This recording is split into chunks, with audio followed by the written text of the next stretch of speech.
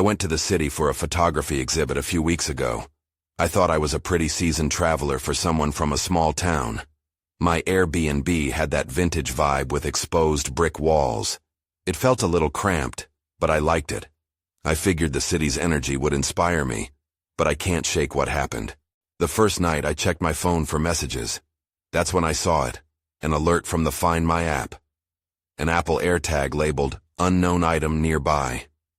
At first I thought it was strange, but didn't worry. Just a glitch, I figured. I shrugged it off and went to sleep. Over the next few nights, the AirTag showed up again. Each time it seemed closer. I didn't tell anyone because I was embarrassed. I even searched my Airbnb, checking under the couch. Nothing. I convinced myself it was just some weird Apple bug, but it nagged me. I felt uneasy, especially when I saw a man lingering around my building. Something about his eyes made my heart race. One night, I was editing photos when I heard noises outside. Just city sounds, I told myself. Then my phone buzzed. The AirTag was nearby again. I tried to focus on work, but my heart thumped loudly in my chest. I peeked through the blinds. I couldn't see the man, but I felt he was out there. The next day, I decided to take some photos at sunset. I caught nice shots but felt like someone was watching. There he was again, just standing a few blocks away. I raised my camera, but when I focused, he was gone. I shook it off, knowing it had to be my nerves playing tricks. That night, another alert. The AirTag was moving closer. I couldn't breathe. I thought about calling the police but feared they wouldn't take me seriously. Instead, I stepped outside, confronting whatever it was. The night air bit against my skin. I barely heard my own heartbeat over the distant city noise. Then I saw him, standing in the shadows, staring at me. I asked if he was okay, but he didn't answer. My hands trembled as I checked the app. I was so scared. Suddenly I heard a voice say, "Why do you have it?" I spun around, heart in my throat. My phone buzzed again, but nobody was there. I don't remember how long I stood there, frozen in place. I glanced back at the man, but he had vanished. I felt cold sweat creeping down my back. My heart pounded, and I wasn't sure what to do. I turned my phone off, needing to escape whatever this was. But my gut told me I couldn't run away. As I stepped back inside, I checked the app one last time. The AirTag was now listed as attached to me. The view outside my window showed nothing but regular city life. But when I looked closely, it felt like the shadows were moving. I don't think I'll ever forget that feeling. How I wasn't just seeing it.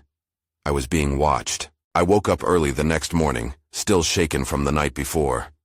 I couldn't shake the voice that had whispered in the dark, nor the feeling of being hunted. I needed to find out more about the AirTag. I got dressed and decided to head to a nearby coffee shop with Wi-Fi. I needed to research this thing. Sipping my coffee, I Googled Apple AirTag tracking. The articles were mostly technical, but one caught my eye. How to tell if you're being tracked by an AirTag. My heart raced as I read through it. The article explained how to check for any hidden AirTags, devices that could be following you. It recommended checking personal belongings, bags, and even clothing. I became hyper-aware of every sound around me. Once I finished my drink, I hurried back to my Airbnb. I grabbed my backpack and started searching. I took out my camera, my laptop, and some clothes. I shook everything out, even checked the seams of my jackets. Nothing. I was sweating, and my breathing felt heavy. Maybe I had imagined it all. I was just freaked out, maybe a little paranoid. Then I found a small pocket in my backpack I rarely used. I unzipped it and froze. There it was, hidden away. A tiny AirTag, glinting in the light. I felt like I had been punched in the stomach. Why was this here? I choked on the question. I didn't own an AirTag, and I knew I hadn't put it there. My mind raced. Had someone planned this? My heart pounded in my ears as I checked the app. Sure enough, it displayed as unknown item. My hands trembled as I slid the device between my fingers. It felt cold, like someone else's presence had latched onto me. I considered throwing it away, but that struck me as too reckless. Instead, I pocketed it, hoping to uncover more. After a few minutes of pacing, I decided I needed help. I called a friend I trusted back home, spilling everything. As I talked, I noticed my reflection in the window. My skin looked pale, and my eyes seemed haunted. "I think someone is following me," I said, my voice quivering. "Do you think I should go to the police?" "Maybe," she said cautiously. "But have you considered that it's just an innocent mistake? Someone might have lost that AirTag at a previous Airbnb." The thought lingered like a shadow, but I wasn't convinced. What about the man? What about the voice? Presence hung heavily in the silence. Before I could respond, my phone buzzed. I jumped, dislodging the AirTag from my pocket. I glanced down and my heart sank. The app was now showing the location of the AirTag was moving. It wasn't just that it was in the vicinity. It was across the street from me. My breath caught in my throat. What in the world was happening? I needed to leave. I couldn't stay here. I started to gather my things, but I didn't know where to go. I stepped outside, my nerves firing again, and yielded to the instinct deep inside me. I had to find that man. As I walked, shadows loomed larger, and every stranger felt like a potential threat. Then I turned a corner and saw him, just ahead on the sidewalk, staring down at his phone. My muscles tensed. He was the same man I had seen before. My instincts screamed to turn back, but I couldn't. I stepped closer, heart racing. I needed answers, but what if this made things worse? That's when he looked up. Our eyes met, and I felt like he was searching my soul. I didn't know what would happen next, but I knew one thing. This was just the beginning. I took a shaky breath and took a step closer to the man. My mind raced with questions. Was he the one who had planted the AirTag? Did he even know it was tracking me? He didn't look threatening at first glance, just a guy in a black hoodie, his hair slightly messy. But there was something in his eyes.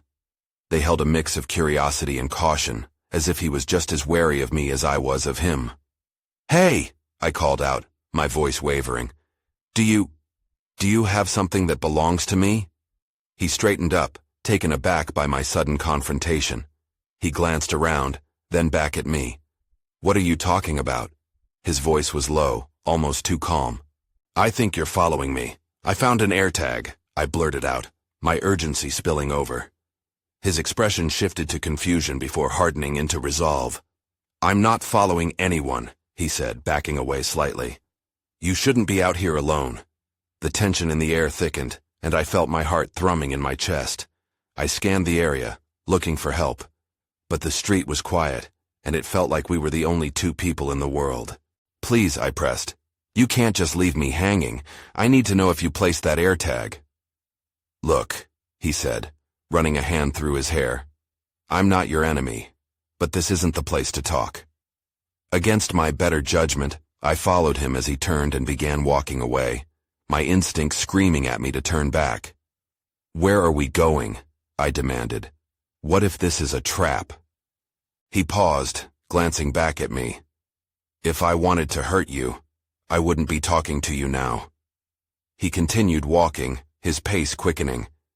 I hesitated for a moment before scrambling to keep up. He led me to a narrow alley between two buildings. It was dimly lit, uninviting, but part of me felt that I had little choice. I needed answers, and he seemed to have something to share. "Okay, so what's the story?" I pressed, trying to keep my voice steady. "Why are you here? Who do you work for?" He shook his head. "You're misunderstanding everything. I'm not working for anyone. I'm trying to help." "Help how?" "There's more going on than you realize," he replied, his voice urgent now. "People are in danger, and you're part of it." His words hung in the air, thick with paranoia. I felt a rush of anger mixed with fear.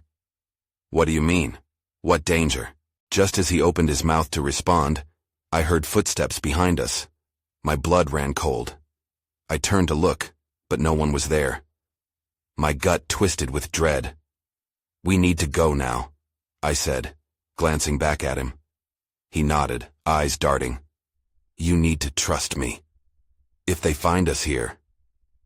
Suddenly there was a loud shout from the entrance of the alley. "Hey, you two, stop!" My heart dropped. I felt trapped. This had spiraled beyond anything I had anticipated. I didn't know who was chasing us, but I knew we had to move. The man grabbed my arm and pulled me deeper into the shadows as we took off running. I wasn't sure what I had gotten into, but everything felt like it was spiraling out of control. I wasn't just being followed anymore. I was in the middle of something I didn't understand, and time was running out. We dashed through the alley, heart pounding, feet slapping against the cold pavement. My mind raced as I struggled to keep up. The man kept glancing over his shoulder, his face tense in the dim light. I had no idea who we were running from or what was really happening. "Which way?" I gasped, trying to catch my breath. "Follow me!" he shouted, veering left onto another narrow street. We ducked behind a dumpster, the metallic smell hitting me hard. I pressed myself against the brick wall, feeling the rough surface against my back. "Do you have a plan?"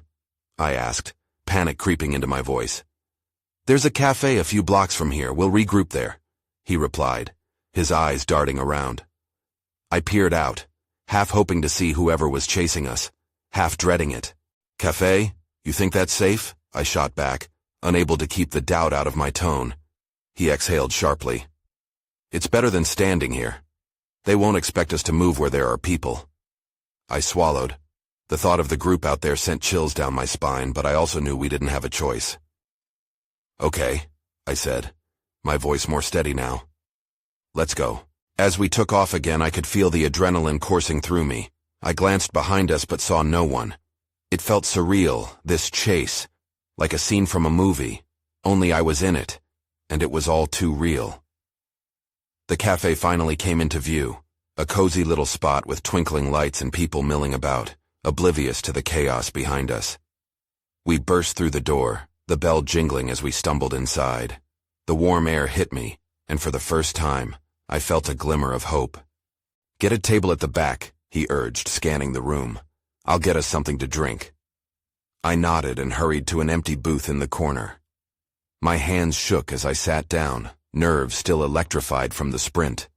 I tried to focus on the busy cafe atmosphere, the faint hum of conversation, the clinking of cups. I could almost convince myself that everything was fine. He returned a moment later with 2 coffees, sliding one across the table. I took a tentative sip, and the warmth seeped into my bones. "Okay," he said, sitting down across from me. "Now we can talk." "Who's after us?" I asked, my voice steadying. He lowered his voice. "I can't say much, but someone knows about the AirTag you found. They want it back." "Why? What's so important about it?" He sighed, looking over my shoulder as if expecting trouble to come bursting through the door. "It's connected to something bigger, something dangerous." I felt a knot tighten in my stomach. "Like what?" He hesitated. "I can't explain everything right now.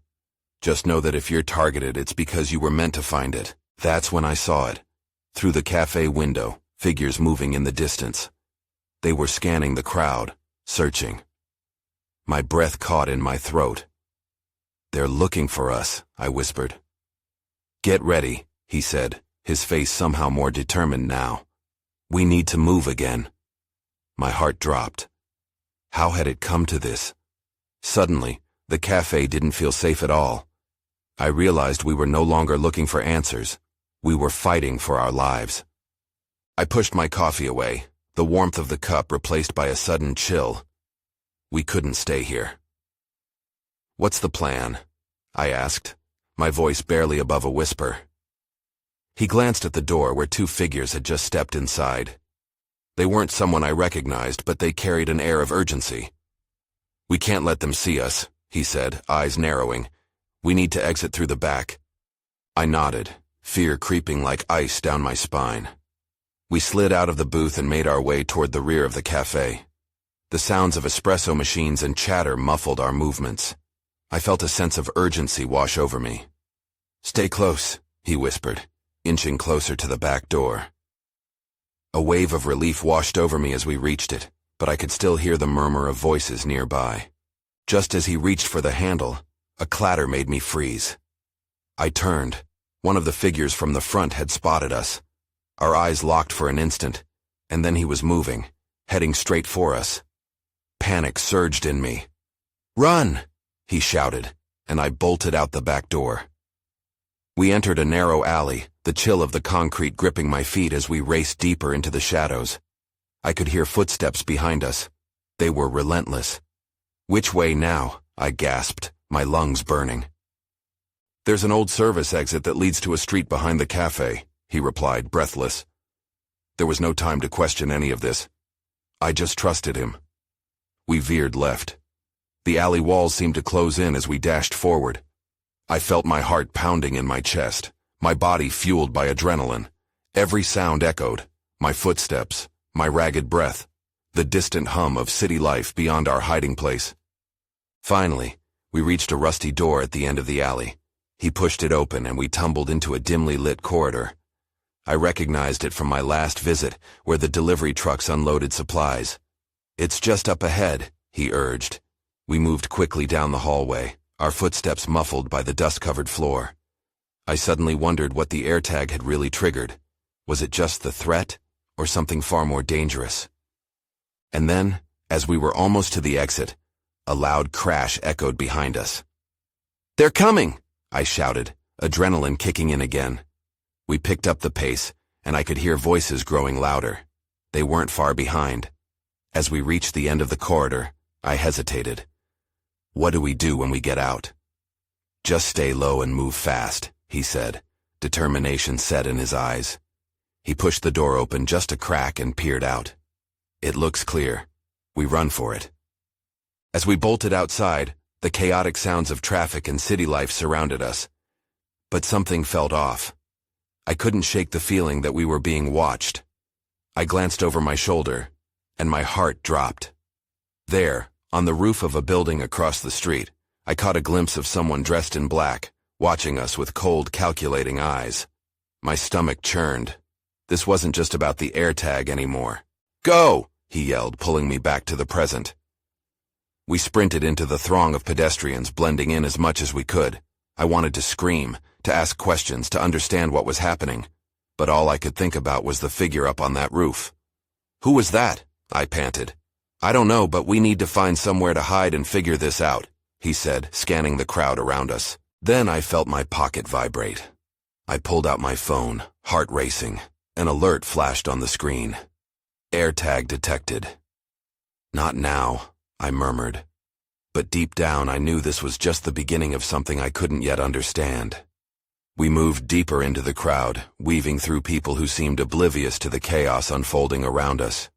I could feel the weight of the moments passing, the footsteps behind us, the lurking gaze from the rooftop. "Over there," he said, pointing to a small shop with tinted windows. The sign read, "Vintage Antiques." A mix of desperation and hope surged within me. Maybe we could lose them inside. We ducked inside, and the musty smell of old wood and leather wrapped around us. The shop was cluttered with strange artifacts, old clocks, dusty books, and tarnished silverware. My eyes darted around, searching for any possible hiding spot. We seemed to blend in, but I couldn't shake the feeling of being exposed. "Stay here," he whispered, glancing toward the entrance. I nodded but felt my heart race. I needed to know what was happening. I pulled out my phone again. The alert still flashed. "AirTag detected." A knot twisted in my stomach. "Hey," I said to him quietly, trying to keep my voice steady. "What does this mean? Who are those people?" He shook his head, running a hand through his hair. "I don't know, but they're after you. This isn't just a coincidence.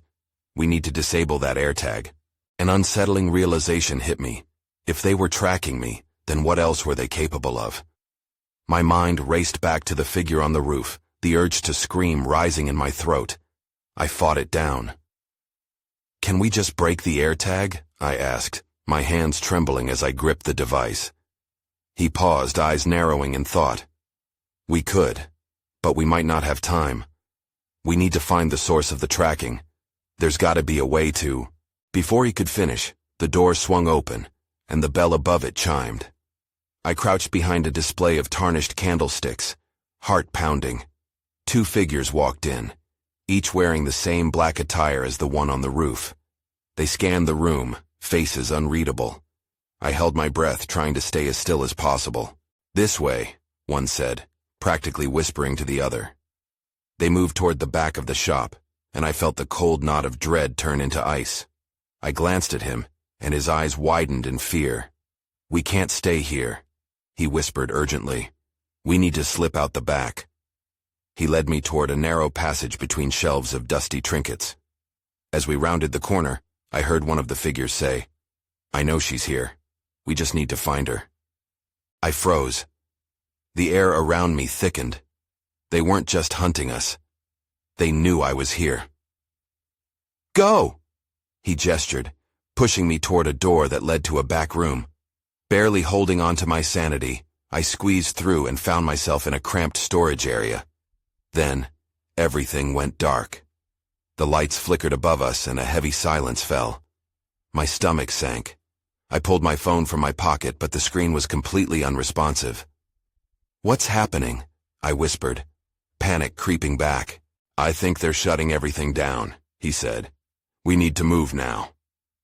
An echo of footsteps sounded just outside the door. I barely had time to think. "What if they find us?" I asked. He pushed the door open just enough to peek outside. "If we just stay out of sight." Before he could finish, the door slammed open and someone thrust their way in. My breath caught in my throat. "Get down!" he shouted. I ducked behind a stack of crates, heart pounding, all the while waiting for whatever was next to unfold.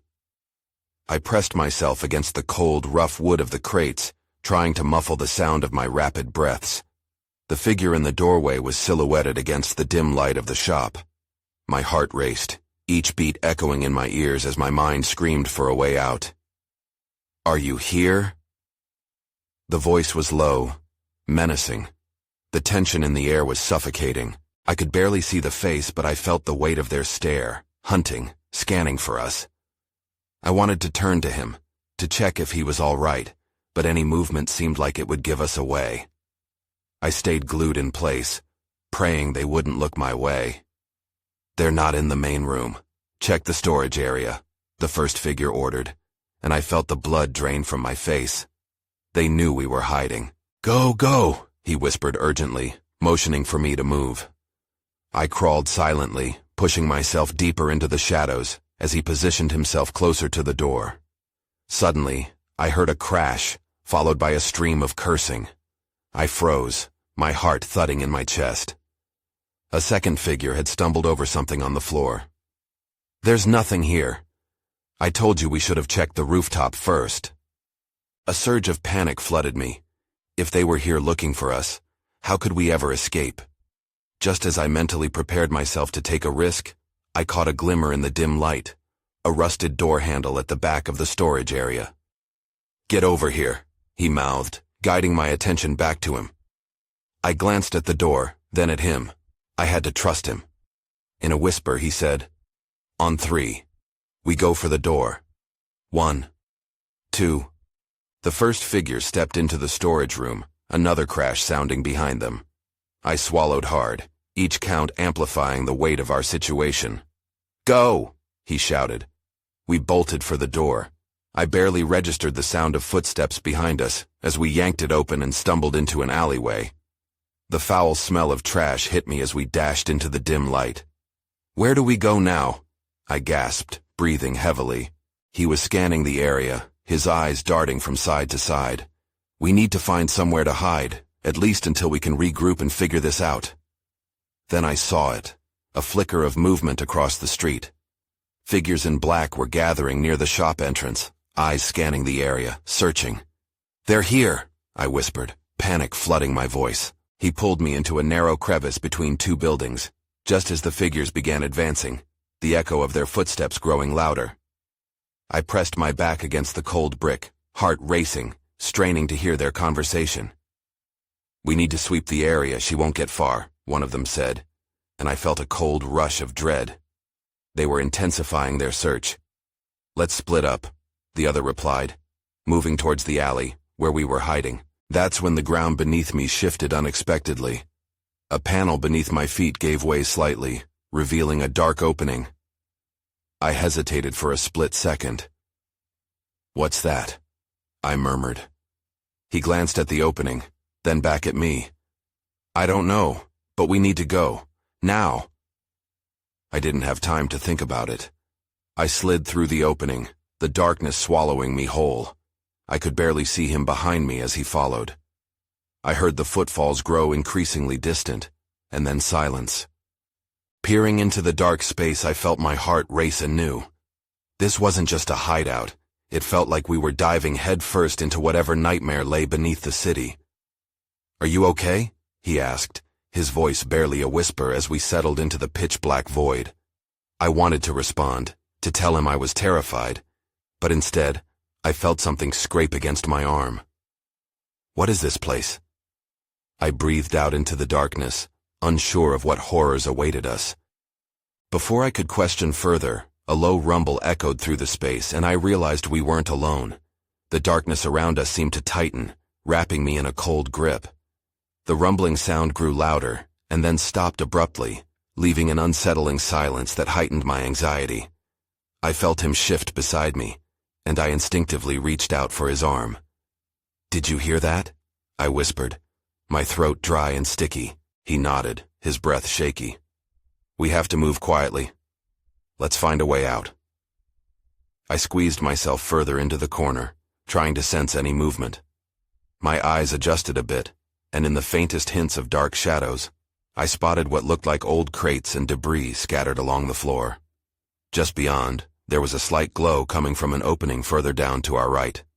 "What's that?" I pointed cautiously. He strained to see, then pulled me toward the faint light. "I think it's a way out. Come on." We crept forward, every step calculated and careful. The rumble from before had stopped, but I couldn't shake the dreading feeling that something was right behind us. As we approached the source of the light, I peered around a broken crate and saw that it was an old access shaft, the faint glow spilling from somewhere below. "Should we check it?" I hesitated, fear gnawing at my insides. "Better than staying here," he replied, his voice steady yet urgent. Without waiting for my answer, he crawled toward the shaft, and I followed, a knot of dread tightening in my stomach. As we reached the edge, I looked down. The shaft led to a narrow tunnel, illuminated by flickering bulbs hanging from the ceiling. "It looks like it goes further down," I whispered. He nodded, glancing back nervously. "We don't have much choice." I took a deep breath and climbed down. As I landed at the bottom, I heard a scuffle of feet from above. "They're coming," I hissed, pushing forward into the tunnel. The walls were damp and rough, the air thick with an earthy smell. Our footsteps echoed ominously as we moved deeper into the tunnel, the light ahead growing weaker. "Do you think we lost them?" I asked, trying to slow my panicked breaths. "I don't know," he replied, the tension tightening in his voice. "But this place feels wrong." I glanced back the way we came, half expecting to see shadowy figures inching closer. But then I heard it again. A faint noise, like metal scraping against metal. My heart stopped. "Do you hear that?" I stopped dead in my tracks. He turned to me, confusion replacing the calmness before. "What do you think it is?" Before I could answer, I felt something brush against my leg. I stepped back, my pulse racing. "What was that?" I gasped. He shone the light from his phone toward the floor. My stomach twisted in fear as I saw a faint glimmer of something shiny. "It looks like an Apple AirTag?" My mind raced, the strange coincidence hitting me harder than I could handle. How did that get here? He knelt, picking it up with trembling fingers, and I felt a wave of dread wash over me. This isn't right. Someone's been down here. I was about to suggest we leave when suddenly, the tunnel flickered, the lights above us sputtering violently. Just like that, everything went dark. I stumbled, blinking into the blackness surrounding us. Panic set in as the silence enveloped me, smothering all senses except the deafening beat of my heart. I could hear him breathing, heavy and uneven, but it felt like the quiet pressed in, threatening to swallow us whole. "Can you switch on your light again?" I managed to ask, my voice shaking as I edged closer to him. He fumbled with his phone, and the screen glowed again, weakly illuminating the walls of the tunnel. Shadows danced like dark wraiths, playing tricks on my eyes. "What now?" he whispered, glancing over his shoulder. I choked back fear, trying to keep my voice steady. "We just need to keep moving. Whatever that sound was, it's down here with us." The thought made nausea twist in my stomach. We moved cautiously forward, our eyes darting around for any signs of life or danger. Each step echoed, amplifying our unease. The tunnel curved ahead, and I felt a chill crawl down my spine. Then suddenly, I felt it. A cold draft brushing against my skin, almost like a warning. I froze, instinctively reaching for him. "Did you feel that?" "Yeah," he replied, his voice barely a whisper. "Like someone's down here with us." I swallowed hard, the tightness in my throat returning. "Let's go. We need to find an exit." Before he could respond, the light flickered again, then dimmed even further. I gripped his arm tightly. "What's happening?" He shook his head, his face pale in the flickering glow. "I don't know. It's like the power is failing." With urgency, we pressed on. The tunnel narrowed, and I couldn't shake the feeling of eyes watching us, lurking just beyond the edges of the light. Then we rounded another bend, and in that moment, I saw something that froze me in place. There, against the far wall, was an array of AirTags, scattered and blinking. I gasped, pulling him back. "What the hell are those doing here?" He held the phone up higher, illuminating the strange sight. "They're all activated." A chill crept through me. "Why are there so many, and what does this mean?" "There has to be a reason," he responded, his gaze flicking nervously around the space. "Someone's tracking," he added, his voice dropping lower. Then, without warning, the lights went out completely. Total darkness engulfed us again, swallowing even the faintest glimmer of hope. I felt him move beside me as he tried to regain some sense of direction, his phone flickering erratically. "Stay close," he said, but I could hear the uncertainty in his voice. I could barely breathe when I heard it, a sharp click just beyond the darkness. My instincts screamed at me to run, but there was nowhere to go. I gripped his arm tighter, and then I heard more noises like footsteps drawing closer. "Someone's here," I breathed. Before we could react, a voice echoed from the darkness, low and chilling. "You shouldn't have come here." My heart raced as dread washed over me. I was about to scream when a flash of light burst through the tunnel, blinding us momentarily and revealing a figure standing among the glowing AirTags. The light flickered and pulsed, revealing a figure looming in front of us, their face obscured by shadows yet radiating a sense of authority and danger. I couldn't see much, but the shape felt all too familiar, a quiet, menacing aura that made my heart thump wildly in my chest. "Who are you?" I croaked, my voice quaking as I clenched his arm tighter, trying to summon what little bravery I had left. "They're watching you," the figure said, each word dripping with intent. "But you didn't just stumble here. You were meant to find this." "What do you mean?" My pulse raced, uncertainty coursing through my veins. "What's happening?" He stepped closer, the light from behind flashing, illuminating a small gleaming object in his hand, another AirTag. "You found one. They're scattered everywhere." He gestured to the array on the wall, each blinking light a reminder of our peril. "And now, they're all connected. They lead to you." "Lead to me?" I felt like I had entered a realm beyond comprehension. "Why?" "The device was put on you to track something far more valuable than you know." He glanced at the dark tunnel behind us, as if wary of being pursued. "And they'll stop at nothing to retrieve what they believe is theirs." I exchanged glances with him, both of us confused and terrified. What does that even mean? My voice was almost a whisper, afraid of what truths might unravel. Suddenly, the darkness around us stirred. Heavy footsteps echoed through the tunnel like a storm approaching. "I wouldn't linger," the figure warned, eyes narrowing. "They're close." "Close to what?" I demanded as adrenaline spiked in my veins. Just then, the flickering lights burst back on, illuminating the way we had just come. Shadows loomed, dozens of dark shapes advancing towards us.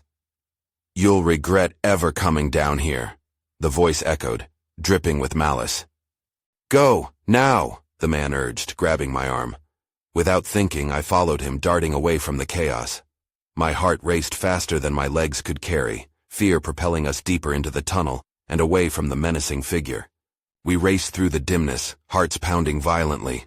I could still hear the echoes of voices trailing behind us, urgent whispers and frantic footsteps.